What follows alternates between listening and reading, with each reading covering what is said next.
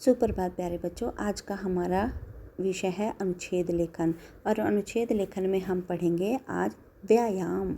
इस विषय पर चर्चा करने से पहले मैं अनुच्छेद लेखन की कुछ विशेषताएं बताना चाहती हूँ। जैसे बच्चों, अनुच्छेद जिस विषय पर लिखा जा रहा है उस पर केंद्रित होना चाहिए। अनुच्छेद में लघु वाक्यों का प्रयोग होना चाहिए और शब्दों के चुनाव पर विशेष ध्यान देना चाहिए। अनुच्छेद के सभी वाक्य आपस में संबंधित होने चाहिए और अनुच्छेद की भाषा प्रभावशाली होनी चाहिए। चलिए अब हम चलते हैं अपने विषय पर। बच्चों, इस चित्र में कुछ विद्यार्थी आपको योग करते हुए नजर आ रहे होंगे। बच्चों, योग करना भी व्यायाम का एक अच्छा या मुख्य अंग माना जाता है। तो बच्चों, अब मैं आपसे एक बात पूछती हूँ कि मनुष्य की सबसे उत्तम पूंजी क्या है? बच्चों, मनुष्य की सबसे उत्तम पूंजी होती है उसका अच्छा स्वास्थ्य। यानी कि कहते हैं ना कि स्वस्थ शरीर में स्वस्थ मस्तिष्क का निवास होता है। हाँ जी, बिल्कुल ठीक कहते हैं कि यदि हमारा शरीर स्वस्थ होगा तभी हमारे विचार भी अच्छे होंगे। तो बच्चों, शरीर को स्वस्थ रखने के लिए हमें कोई ना कोई कसरत, योग या कोई ना कोई एक्टिविटी करनी चाहिए। तो बच्चों, ये सभी गतिविधियाँ व्यायाम में आती हैं।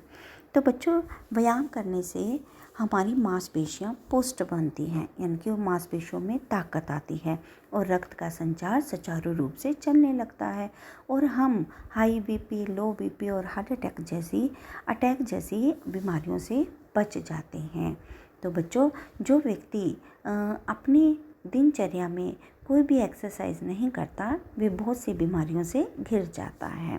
तो बच्चों, व्यायाम के बहुत से साधन या माध्यम हैं, जैसे प्रातःकाल सैर करना, रस्सी कूदना, तैरना, दौड़ना, खेलना और योगासन करना।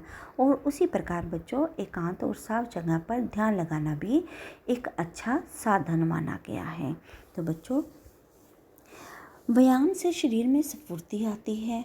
देखिए बच्चों, इस चित्र में दिखाई दे रहा है कि बच्चे बॉक्सिंग कर रहे हैं। तो बच्चों, खेलने किसी भी प्रकार के कसरत से शरीर में होने वाले या शरीर में बनने वाले अनावश्यक और हानिकारक जो अम्ल होते हैं, पदार्थ होते हैं, वे हमारे पसीने से बाहर निकल आते हैं। बच्चों, इसका सबसे अच्छा पहर होता है प्रातःकालीन, यानी कि सुबह सूर्य निकलने से पहले हमें योग, कसरत या व्यायाम करना चाहिए। तो क्यों करना चाहिए? क्योंकि बच्चों, स्वस्थ व्यक्ति ही जीवन में उन्नति पा सकता है। तो बच्चों, इस विषय को आप अपनी पुस्तक से पढ़ेंगे और इस विषय को आप अपनी कार्यपुस्तिका में लिखेंगे भी। धन्यवाद।